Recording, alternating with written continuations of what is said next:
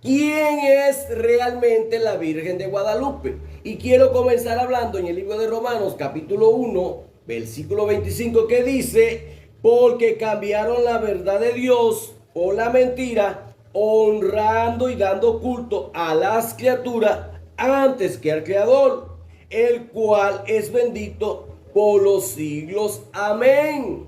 ¿Por qué digo esto, mis amados hermanos?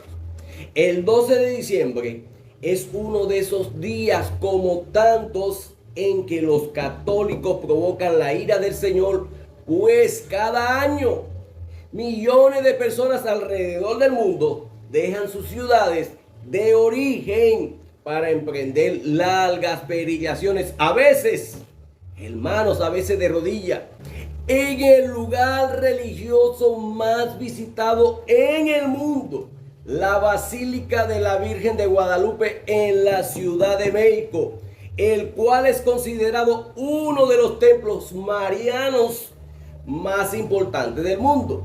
Según la tradición mexicana y los devotos de este mito, la Virgen se les apareció al indio Juan Diego para que subiera el cerro Tepeyac y le construyera un templo en su honor.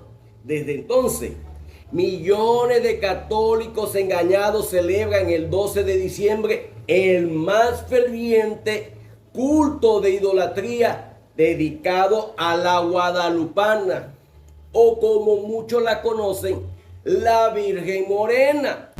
Pero ¿quién es realmente la Virgen de Guadalupe? Según lo que la historia confirma, se trata de la mismísima deidad azteca Tonantzin, que quiere decir en náhuatl nuestra madrecita, y la cual se dio su lugar a la María Católica antes de la llegada de los españoles. Los mexicanos sí creían en una diosa madre morena, al igual que otras religiones paganas, que tuvo un hijo guerrero que los condujo a la tierra prometida, donde fundaron una ciudad flotante. Pero su nombre no era María ni Guadalupe, sino Tonantzin, y su hijo tampoco se llamaba Jesús, sino Huitzilopochtli. Muchos juandieguistas tratan de vender y defender este cuento español guadalupano. Sin embargo, la realidad es que no hay prueba ni siquiera de la existencia de Juan Diego. Hasta el mismo sacerdote Manuel Olimán Nolusco criticó la existencia de Juan Diego. El Nican Pujua, por ejemplo, narra la historia que en 1531 la reina del cielo se le apareció a Juan Diego para que fuera con el obispo Juan de Zumurraga y le dijera que le erigiera un altar en el Tepeyac. Sin embargo, por lo menos hay 5 puntos que refutan esa doctrina de Babilonia. Punto número 1. Le llamaban Juan Diego, pero la bula papal que autorizó el bautismo en América llegó hasta 1537. Punto número 2. Si el indio Juan Diego dejó la evidencia de la imagen de la Virgen en su ayate, entonces ¿por qué duraron más de 4 siglos en hacerlo santo? Punto número 3. En 1531, Juan de Zumurraga aún no era obispo. Recibió esa consagración hasta 1533. Punto número 4. El inquisidor Juan de Zumurraga murió sin escribir nada de las apariciones y sin edificar ninguna iglesia en nombre de Guadalupe en el Tepeyac. Punto número 5. Antes de 1531, en Extremadura, España, ya se veneraba la Virgen Morena de Guadalupe. E inclusive, Germán Contés portó la imagen de la Virgen en sus estandartes por la conquista. Y en el Tepeyac, los mexicanos ya veneraban a la diosa azteca Tonantzin. Punto número 6. Algunos católicos que defienden este mito sostienen este argumento. ¿Y tú crees que los indígenas eran tan estúpidos como para cambiar un culto por otro, con el argumento de que es el mismo cuando son figuras antagónicas?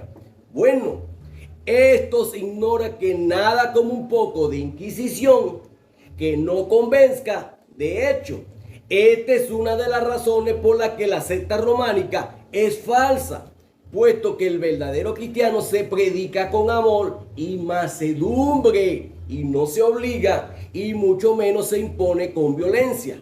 Claramente los indígenas rebeldes no se quisieron ir a bautizar así de fácil, cuando ellos tenían bien definida su creencia. Basta leer las bulas papales.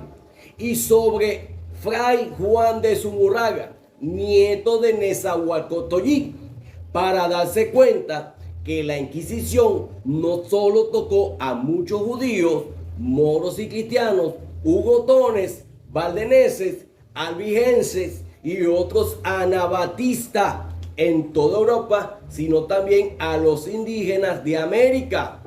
Punto número 7. Aun si las apariciones milagrosas y la existencia de Juan Diego fueran verdaderas, eso no demostraría que fuera de Dios, pues dicha idolatría contradice la misma palabra de Dios.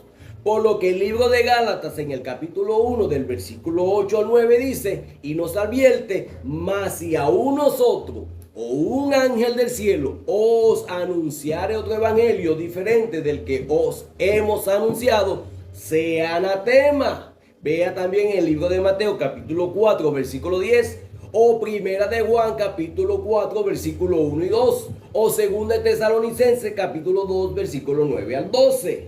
Esta es la realidad que los españoles católicos deformaron a su conveniencia para negarle la identidad, para quitarle su creencia más sagrada y ocultarle la verdad que le ocultaron, para hacerle a aquella madre morena un negocio y de sus voluntades una moneda de cambio. De hecho, es la misma diosa madre pagana de las antiguas religiones que empezaron en Babilonia, como Semiramis, o Ninro, o Itamuz en Efeso, era conocida como Diana. Lo leemos en el libro de Hechos capítulo 19, versículo 27. En Egipto era Isis y su hijo Horus. Para lo de Canaán, Fenicia y Siria era Acera. Y ahora, en la mariolatría del sistema románico que salió del concilio de Efeso en el año 431 después de Cristo, y no de las Santas Escrituras. De hecho, otro título pagano que se le daba a esta diosa era la Reina del Cielo, y la cual también usa la secta romana para María. Sin embargo, los que conocemos la Biblia sabemos que ni Jesús ni sus apóstoles la llamaron Madre de Dios, ni enseñaron que María tendría un reinado celestial, o que debería ser llamada reina, y mucho menos darle un culto de hiperdulia. Pero ¿es esto correcto? No, por varias razones. Primero, porque tiene orígenes sincretistas, como muchas de las prácticas sincretistas que se tienen en México, como la tradición mexicana del Día de los Muertos, donde se mezcla el paganismo de los indígenas aztecas con tradiciones del catolicismo romano. En otras palabras, que cambien el nombre y la vestimenta, como hicieron los romanos con los dioses griegos, como elemento cristiano, no significa que será de agrado de Dios o que tiene que aceptarlo. Al contrario, mezclan ideas paganas con el cristianismo o en la adoración de Dios. El sincretismo no lo hacen los cristianos, además de que también es profanar las cosas de Dios y es condenado en la Biblia. De hecho, Dios juzgó varias veces a Israel por ese mismo pecado. Y como dice el libro de Job, capítulo 14, versículo 4, ¿quién hará limpio lo inmundo? Nadie. Además, El problema de la Virgen de Guadalupe no es solo su historia pagana, sino sus implicaciones teológicas, ya que la Biblia condena la necromancia, comunicación con los muertos, como María, pues solo hay un mediador entre Dios y los hombres, y ese es nuestro Señor Jesucristo, no dos mediadores, como dice la palabra del Señor en el libro de 1 Timoteo capítulo 2 versículo 5. ¿Por qué necesitamos que María o los santos intercedan por nosotros? ¿A quién escuchar a Dios que sea más cercano que su Hijo? El libro de Romanos capítulo 8 versículo 26 y 27 describe al Espíritu Santo intercediendo por nosotros. Con el segundo y el tercer miembro de la Trinidad ya intercediendo por nosotros ante el Padre en el cielo, ¿qué posible necesidad habría de tener a María o a los santos intercediendo por nosotros? No solo eso, para que María pueda escuchar las oraciones de todos los creyentes alrededor del mundo, tendría que ser omnipresente, lo cual es un atributo divino que solamente le pertenece a Dios. Por lo tanto, los cristianos no odiamos a la verdadera María, quien por cierto no se llama Guadalupe tampoco. Simplemente no la adoramos ni la tratamos como si fuera una diosa, porque solamente la consideramos como una gran hermana en Cristo Jesús, no nuestra madre. Sin olvidar que cada año muchos católicos, hombres y mujeres, andan larga distancia de rodillas, con los brazos tiesos a los lados y otros a cuatro patas, hasta llegar al altar de la Virgen de Guadalupe en su peregrinación. Al llegar a la basílica de la capital, exhiben sus heridas, el negror de la piel quemada y amoratada, el rojo de la sangre de la carne viva. Sin embargo, esto no tiene nada que ver con el cristianismo.